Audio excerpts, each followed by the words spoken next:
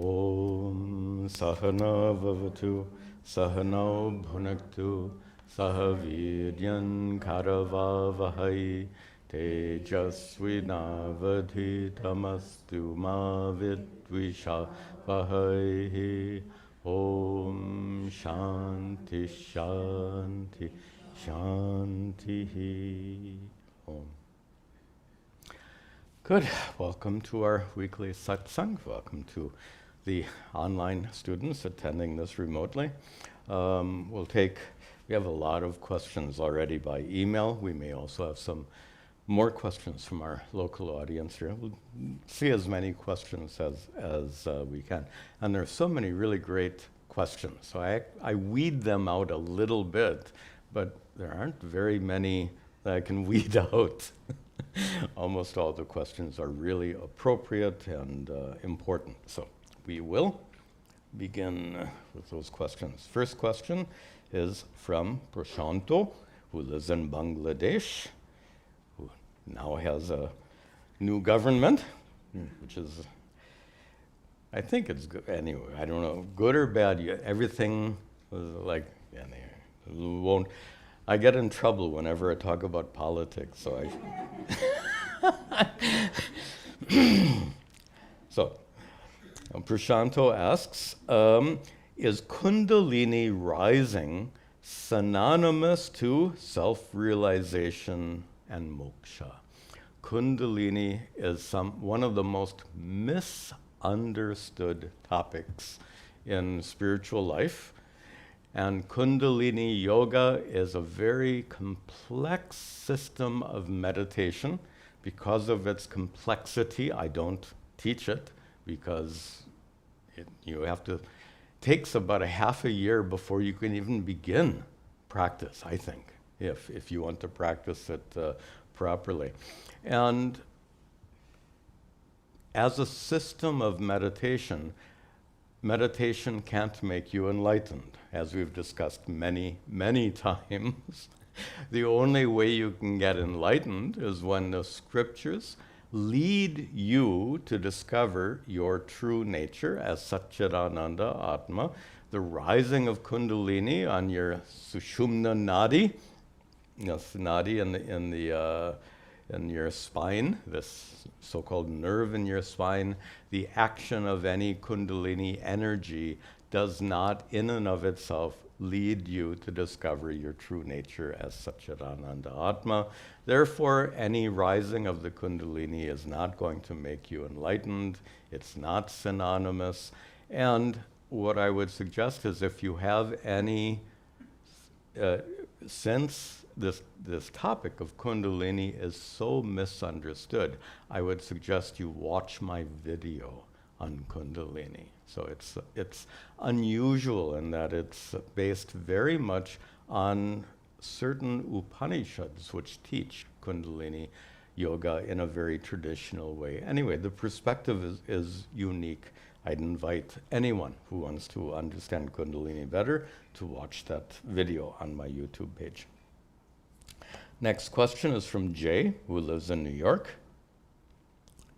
I wonder if Jay is Jaya or Jayananda or something, we don't know, Jayant. Or it could be Jay, which is a nice American name. Anyway, whatever it is, Jay, welcome to you. Jay asks, my question is, how can we truly know that consciousness is one? Excellent question. How can we know? How do we know anything in Advaita Vedanta? We go back to one of our topics that we discuss a lot in our Vedanta texts. Everything we know is through Shruti, Yukti, and Anubhava. Shruti, scriptural revelation. Yukti, reasoning. Anubhava, personal experience. So we know consciousness is one by these three.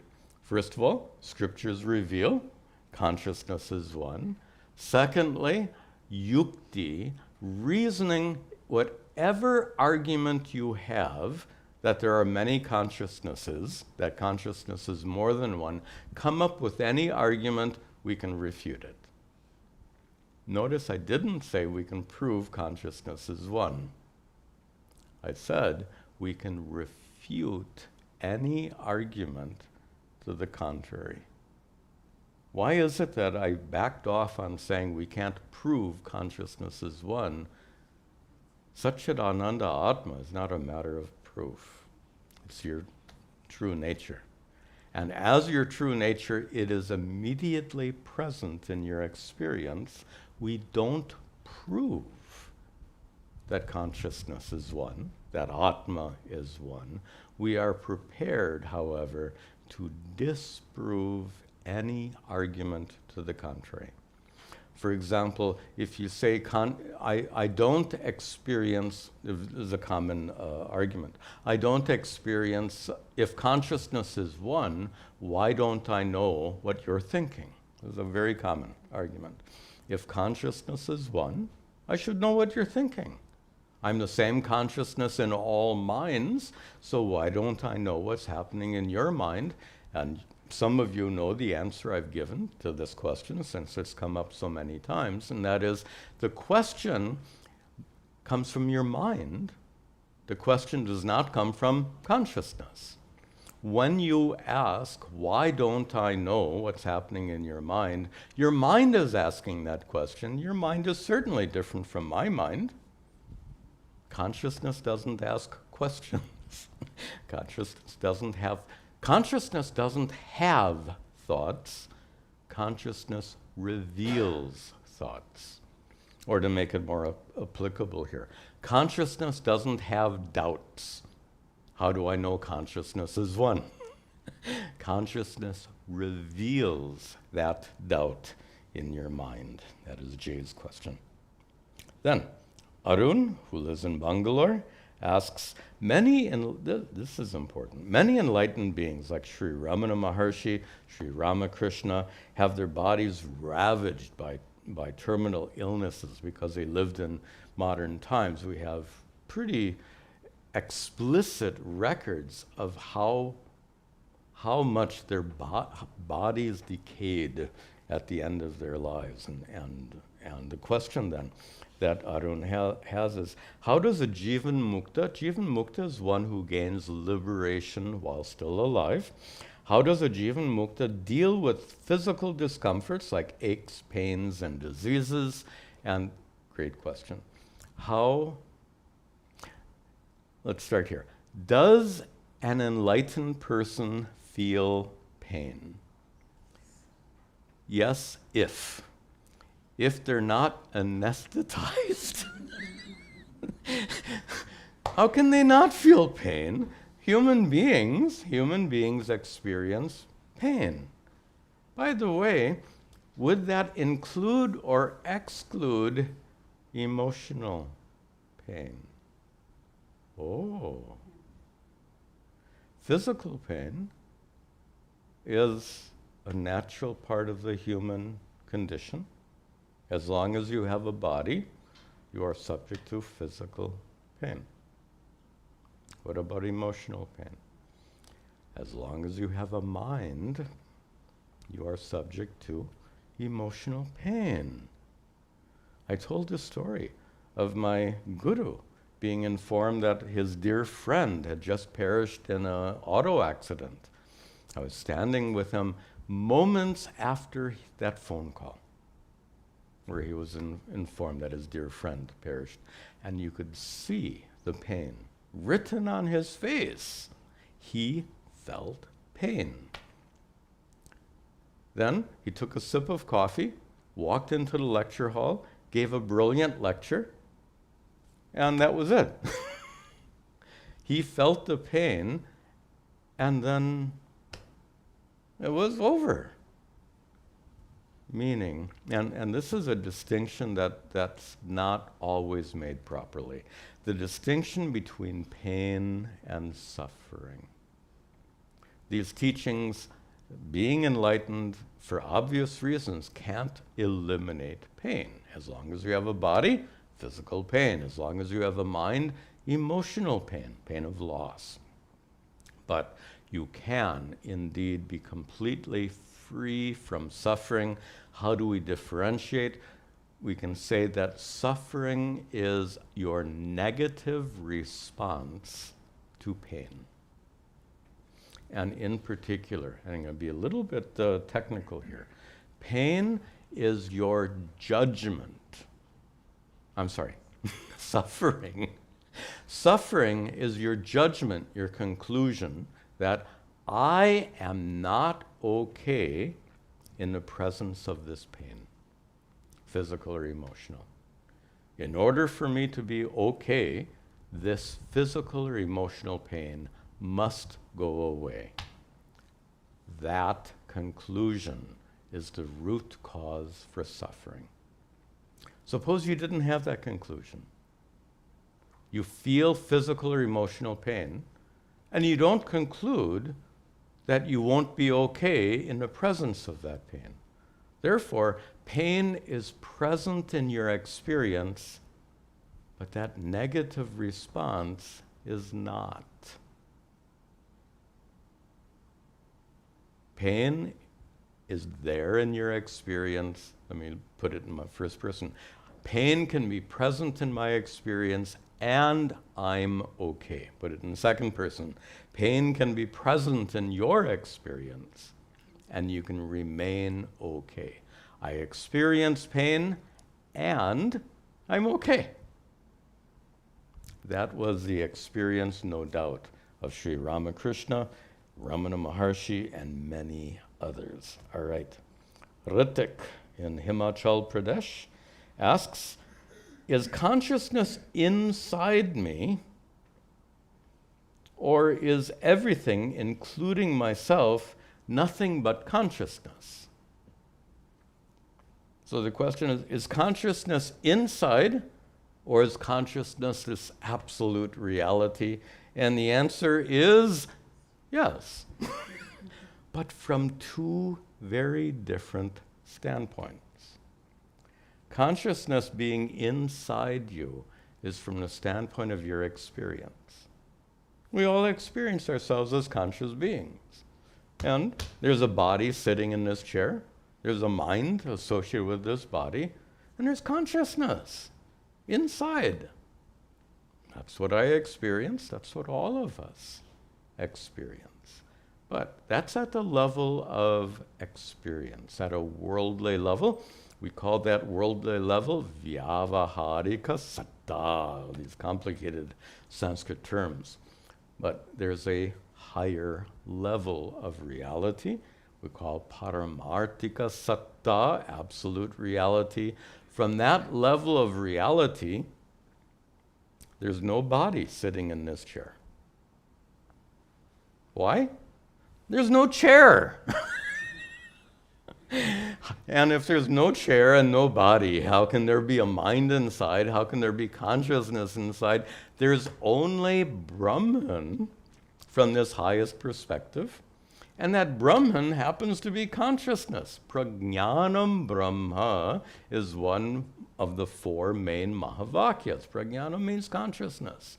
Consciousness is Brahman. Brahman is consciousness. So from that highest order of reality, paramartika satta, there's no chair, there's no body, there's no mind, there's no inside and no outside. There's only consciousness. So I guess a further point here in response to Ritik's question is when your question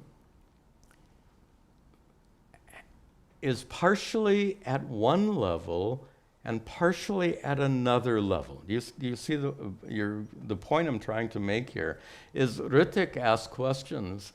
Ritik's question is partially about this worldly level of reality, partially above this absolute level of reality, but you can see the problem when the question spans both, then it ends up with my silly answer being yes. Is it A or B? Yes.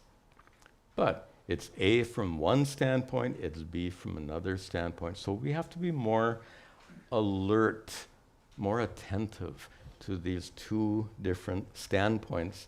A common metaphor used, it's a question like this is like having one foot in one boat and another foot in the other boat, and the boats are drifting apart. You get in trouble very quickly. Okay. So there's a common confusion. We'll take one more question here, then we'll see if any of our local students have. This is a question from Ryan, who lives in San Antonio. Texas.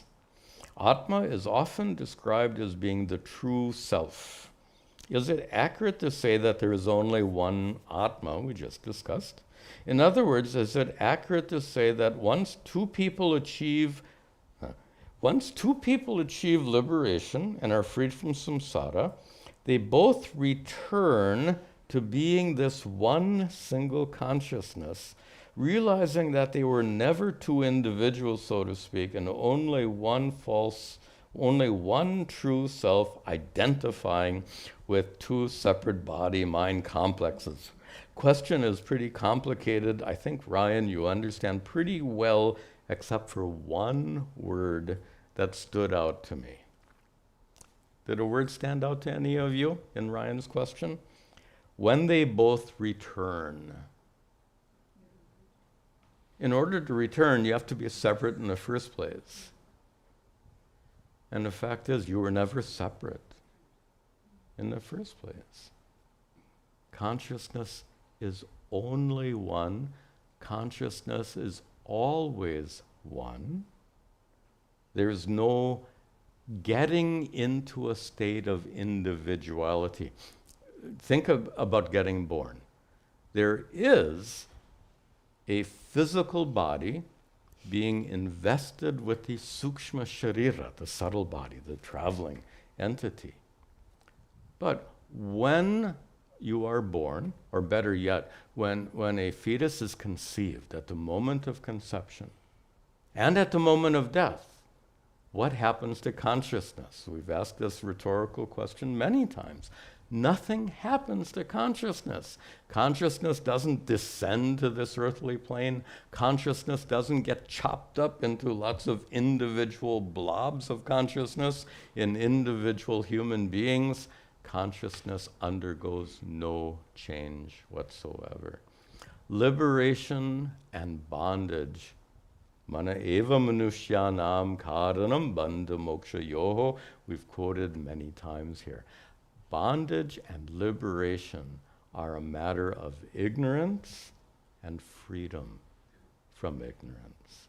Atma never got bound in the first place, which is why for Atma, all this Vedanta is totally useless, right? For Atma, Vedanta is useless. But for one who says, I suffer, for that person, these teachings are crucial. Okay, do we have any questions here in the room, in back here? You'll need the microphone. Yeah, two related questions, Swamiji, on the pramana and objects of knowledge. So the first is, you talked about the objects of knowledge, like pratyaksha is, like for the faculty of sight is, I guess, objects that can be seen. But then we've been taught that consciousness is not an object of knowledge. So, correct. So maybe I misinterpreted, but you said that Vedanta is a means of knowing consciousness, but then consciousness is not an object of knowledge. Good. So that's... Let me respond to that. That's a very good question. So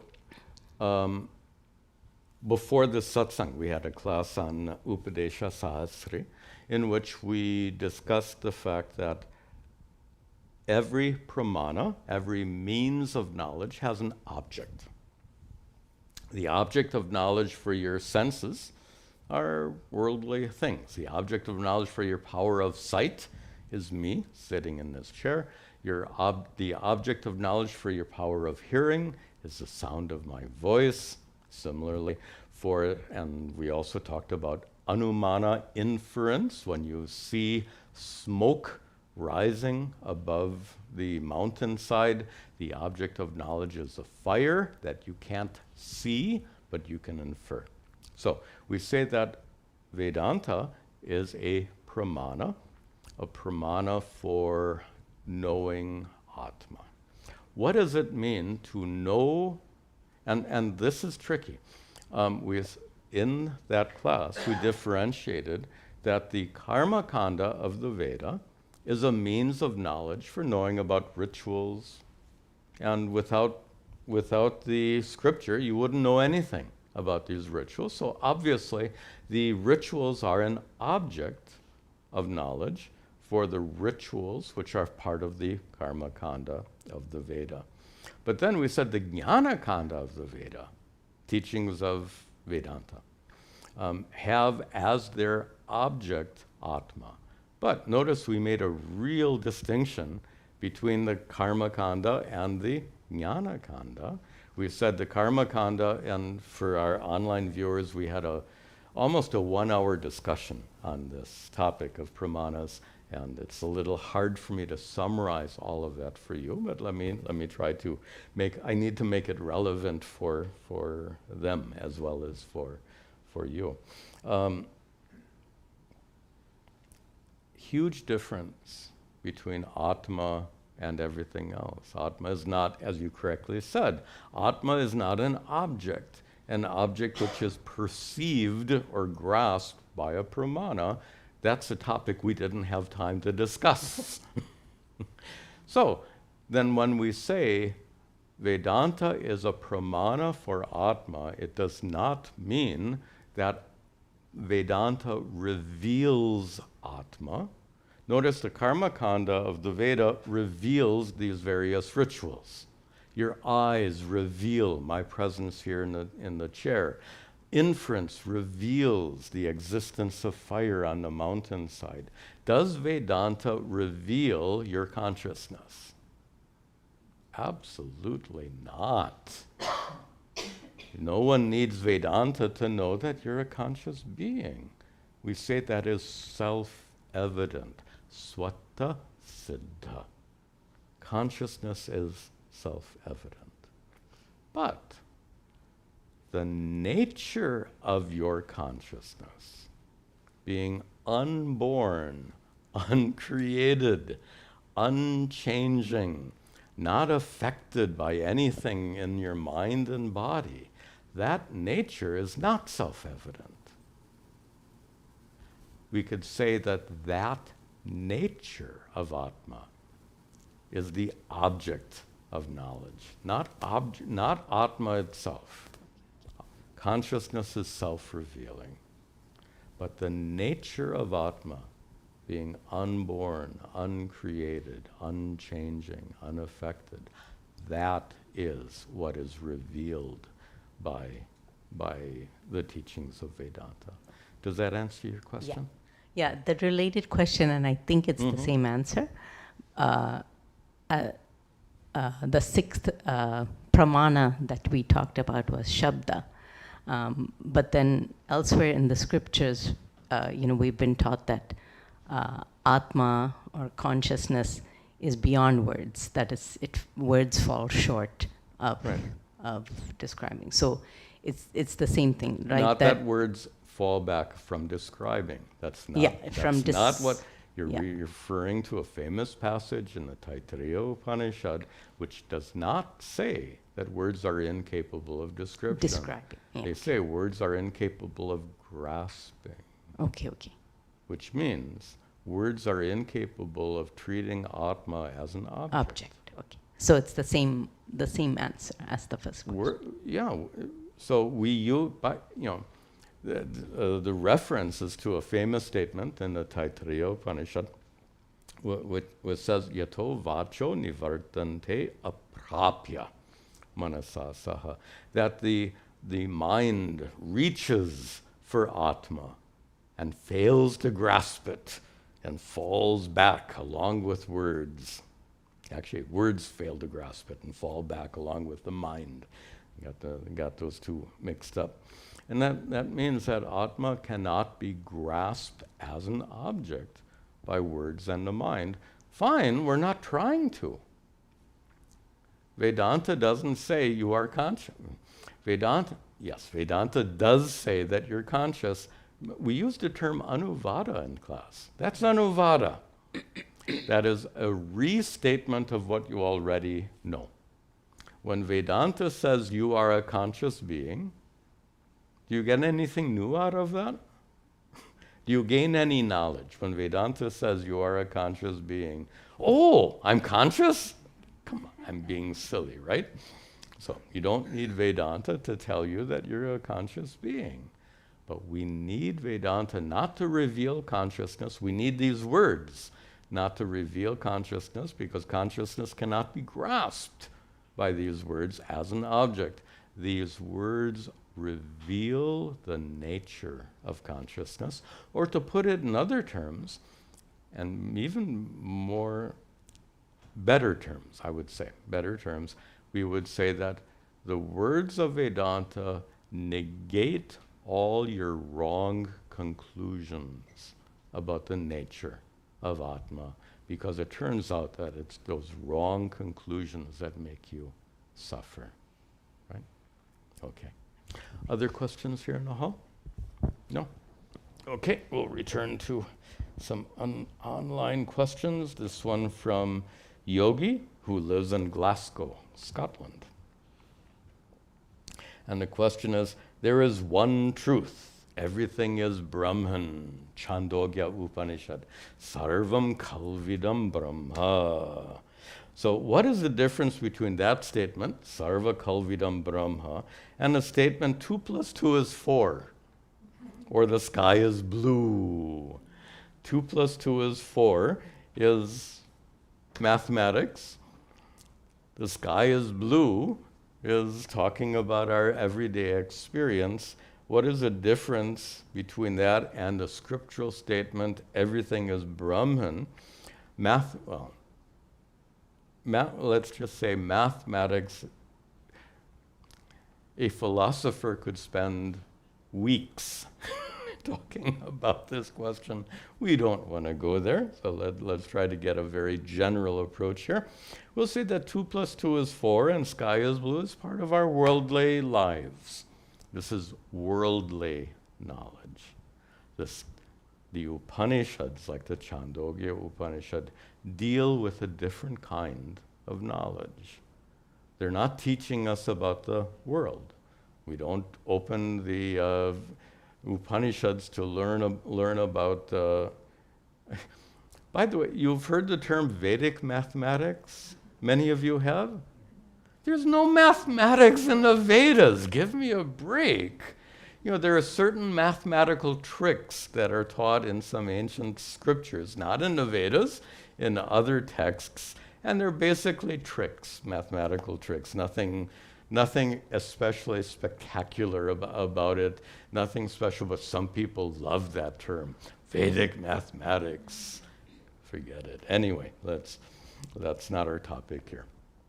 So, mathematics and the nature of the sky and the world around us are part of worldly knowledge. The ancient rishis had a capacity to gain a knowledge beyond what is possible to other people. You and I are limited in our capacity to gain knowledge. These rishis had some unusual blessing. We call them mantra drashtaraha, or better, krantadarshi is a better term. They were able to see beyond. That's what it means, krantadarshi. They're able to see beyond this world of names and forms, see to a deeper level of reality. That level of reality they called Brahman. So the ancient rishis discovered sarvam khalvidam brahma. Brahman is the underlying reality because of which everything exists, discovered by those rishis. Maybe a metaphor. The science discovered that material things are made of atoms. Did you ever see an atom? No. But scientists have been able to measure and prove the existence of atoms. So in a manner of speaking, this is a metaphor, all metaphors are limited and have their flaws, but metaphorically speaking, the scientists are krantadarshis. They can see what you and I cannot see. They can understand what others cannot understand. course, even those scientists were limited in terms of what they can discover. The rishis were able to discover more than what even science can discover. Next question comes from Amit. Amit lives in India. Excuse me just a moment.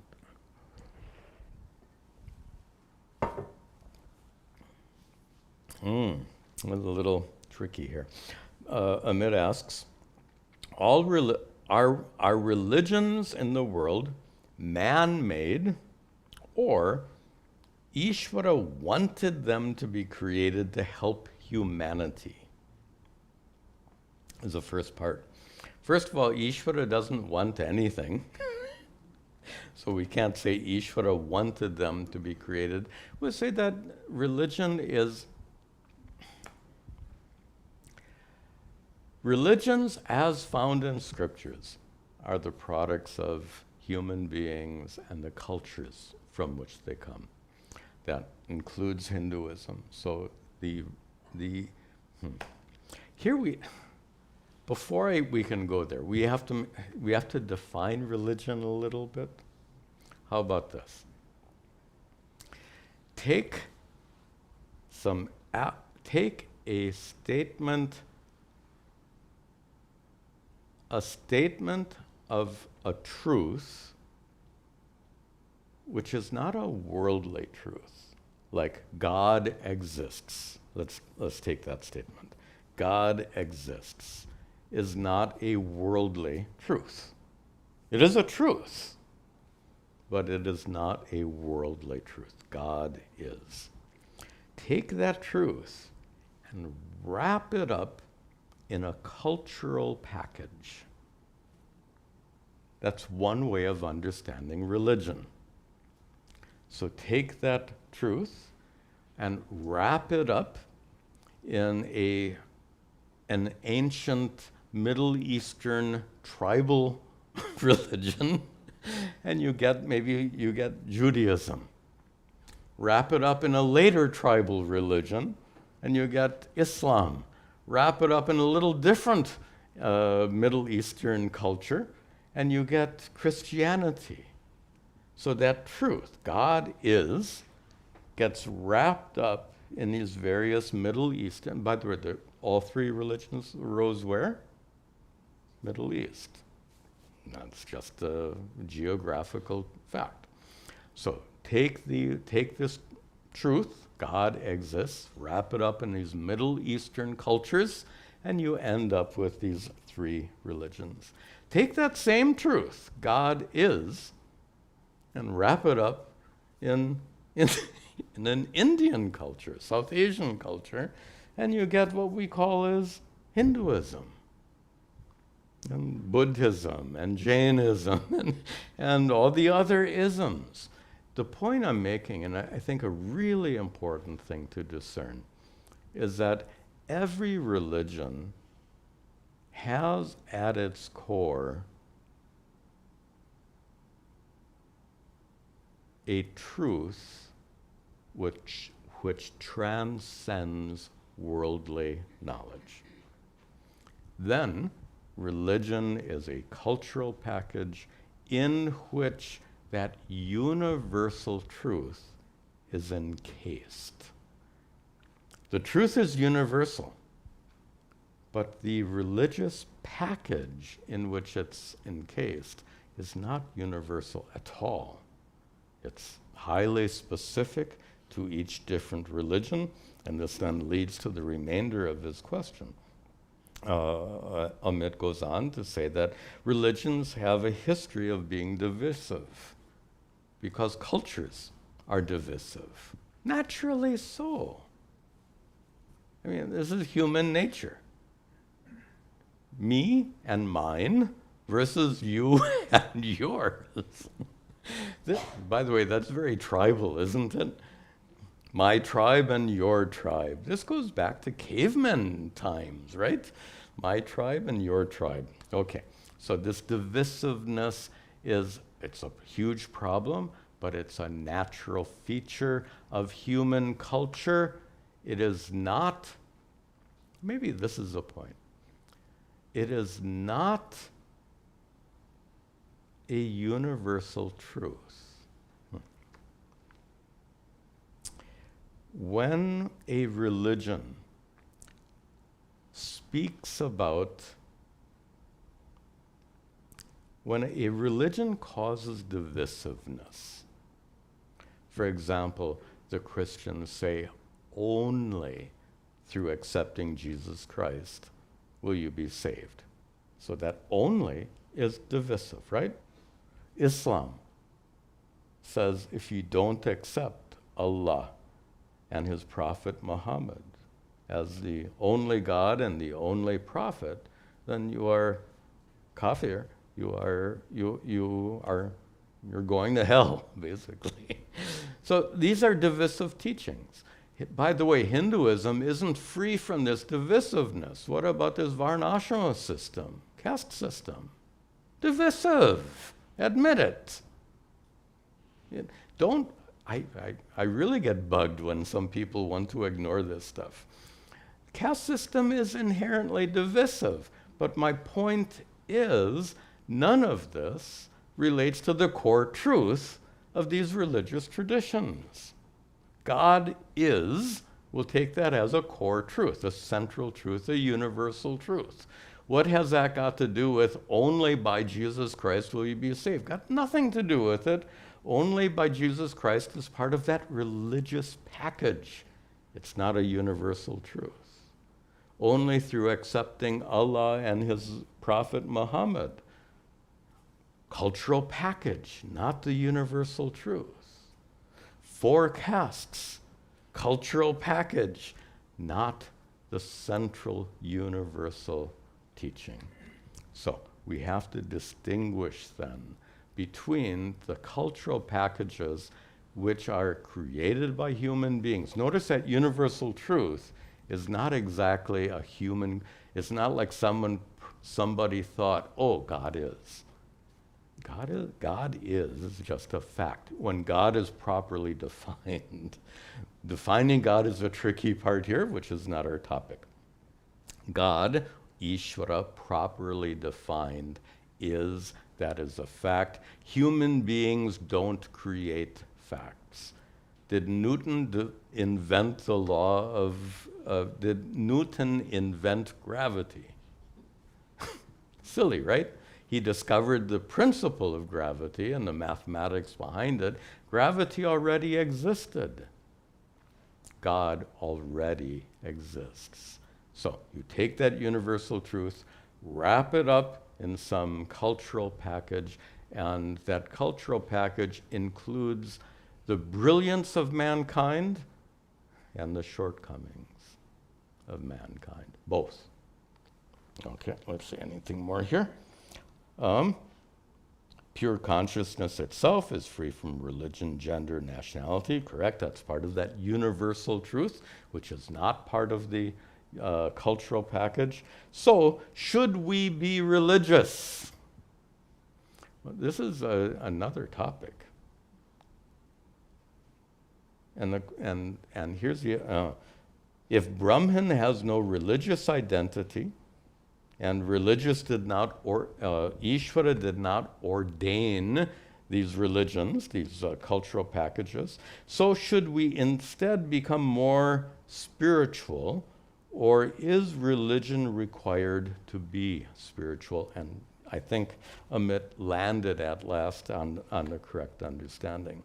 So we've already understood that religion is a cultural package that is tangential to the core universal truth being conveyed. Now let's confine our discussion to Hinduism and its relationship to Advaita Vedanta. We'd say Advaita Vedanta reveals that central universal truth, Tattvamasi. Let's just, for simplicity's sake, we'll say that the central teaching of Advaita Vedanta is Tattvamasi, and then we wrap up that truth in a cultural package, which we know today as Hinduism. You might, it would be a pretty bad metaphor. You notice I'm using a metaphor, contents and package. when you buy chips, by the way, chips are probably one of the least healthy things you can eat, but people like them. So when you buy a bag of chips, you eat the chips and throw away the bag. You go for the, right? You go for the contents and dispose of the package. So should we take the same approach here? We'll consume, metaphorically, the teachings of Advaita Vedanta and throw away this cultural package. Do you see the problem? Can you get chips without a package? Go to the store and find some chips that aren't in a package.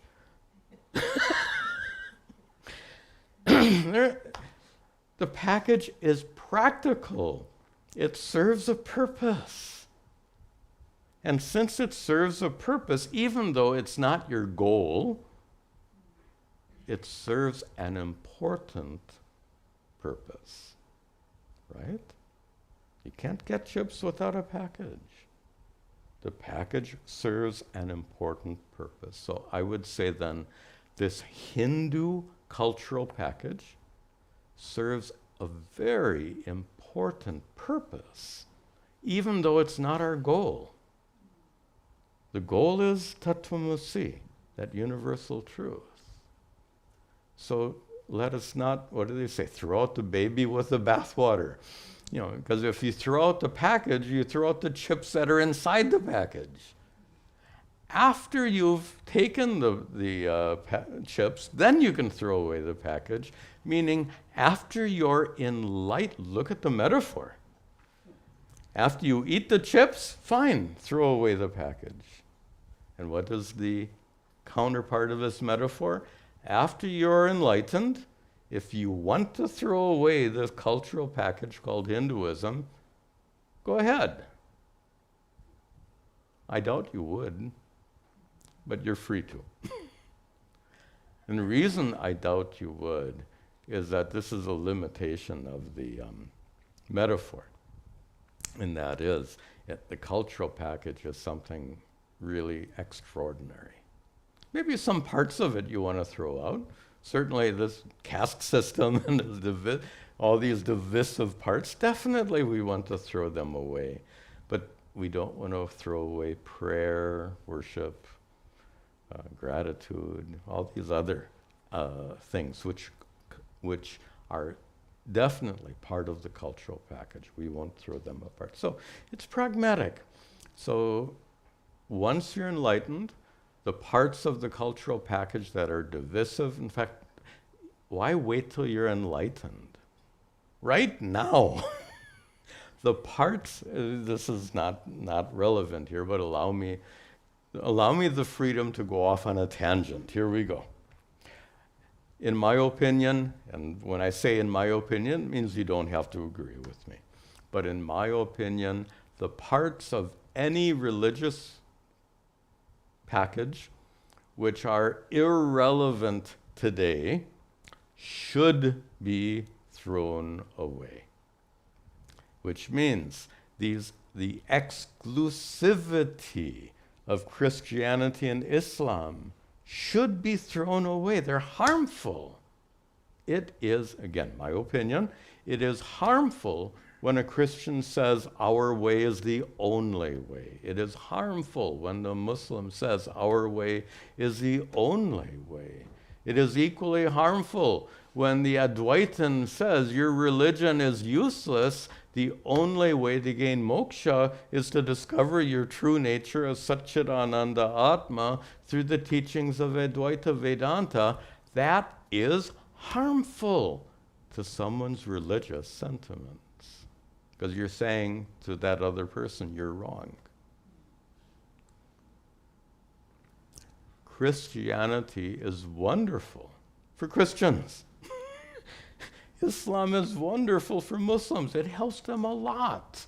Not having their religions would be much worse. Yes, the religions have their flaws, but not having them would be far worse. Again, baby in bathwater. And the same applies to Hinduism. The caste system is an archaic and harmful part of this cultural package. It should be completely removed from this Hindu tradition. It's not helpful.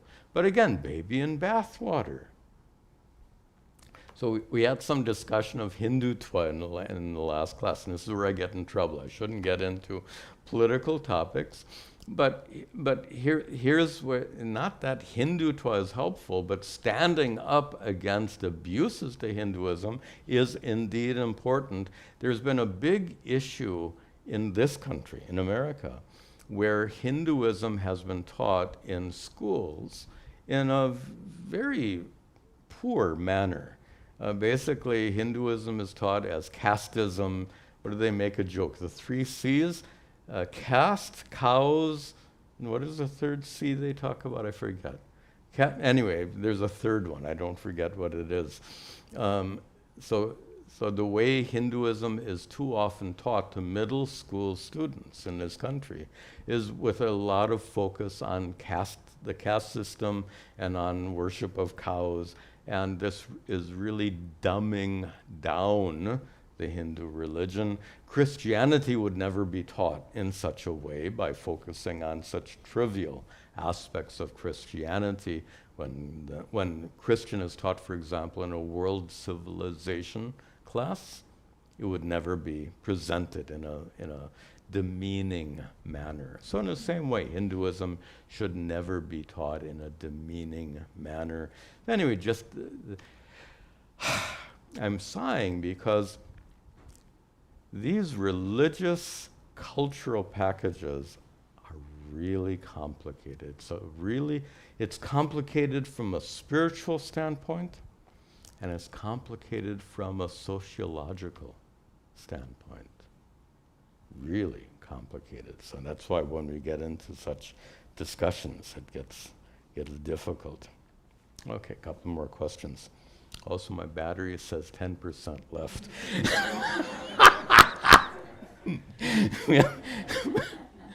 So, time is running out.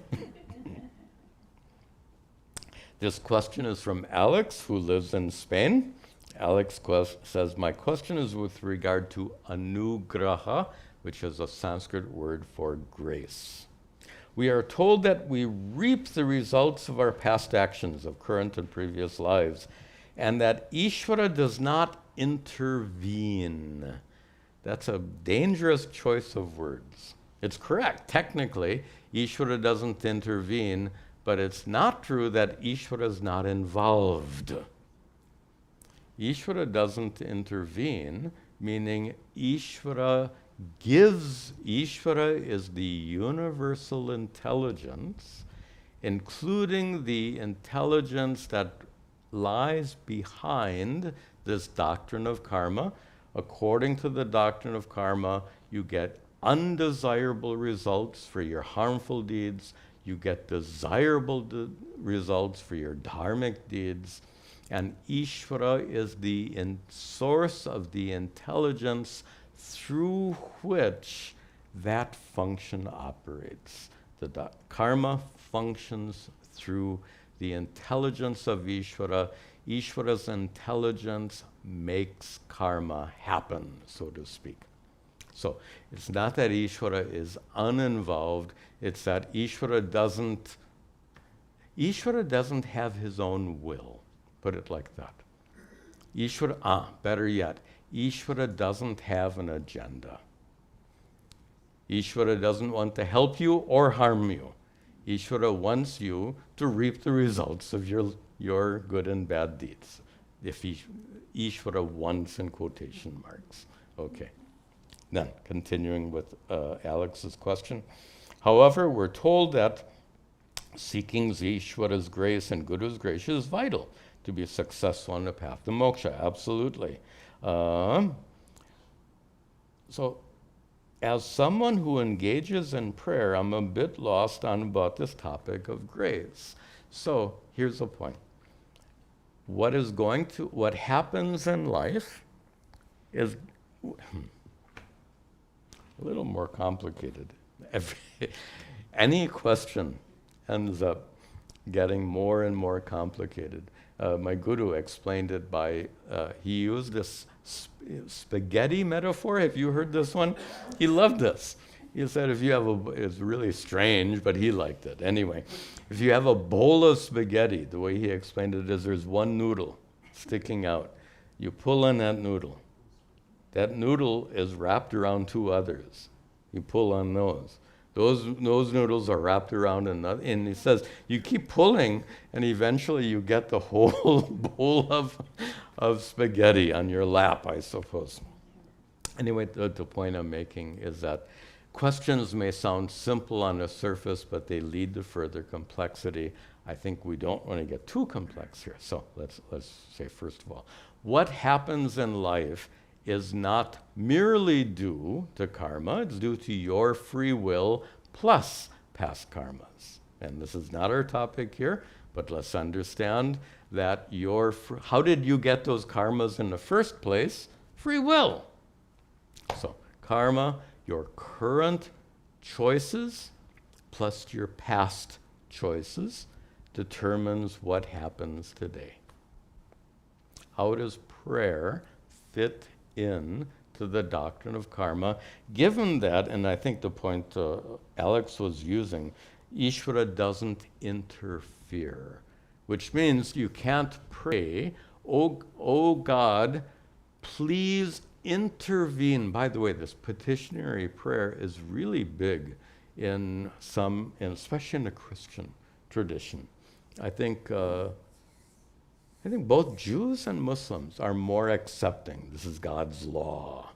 And they don't try to get God to intervene on their behalves, but they're more likely to accept God's will on face value. But Christians are famous for what they call intercessory prayer. I think that's their term. They pray to God as the intercessor, the one who, as Alex says, can intervene on your behalf.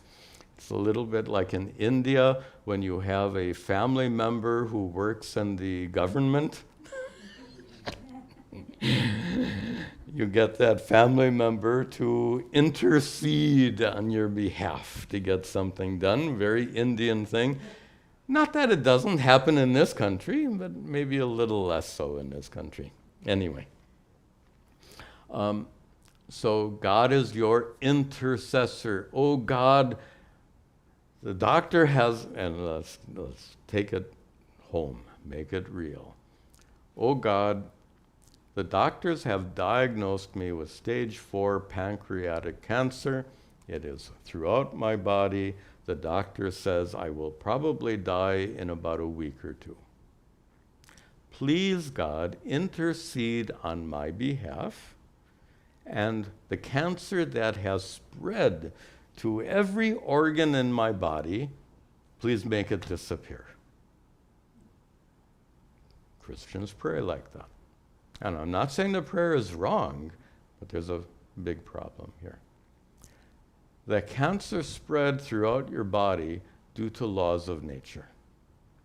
Whose laws are those?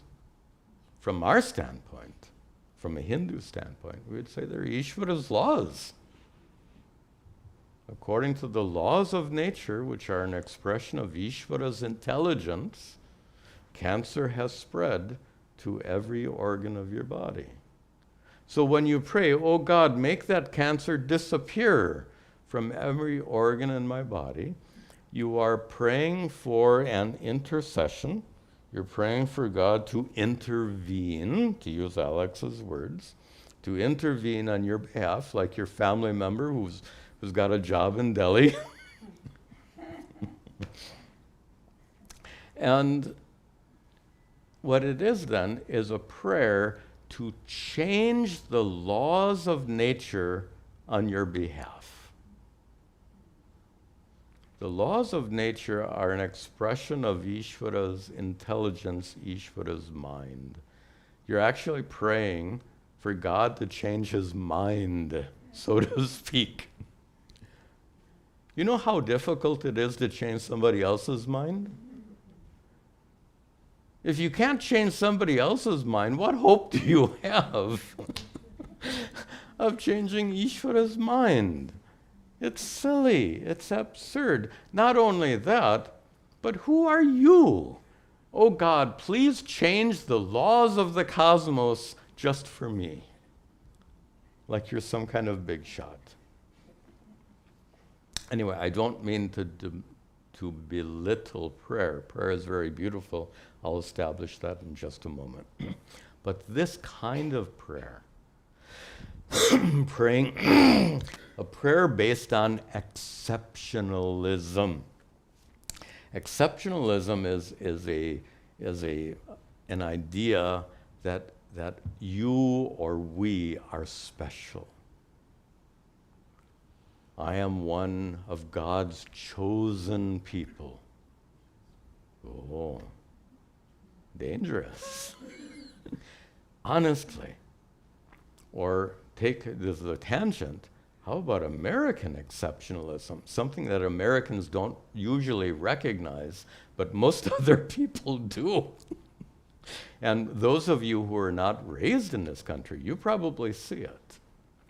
But people who were raised in this country don't see what is called American exceptionalism. What is American exceptionalism?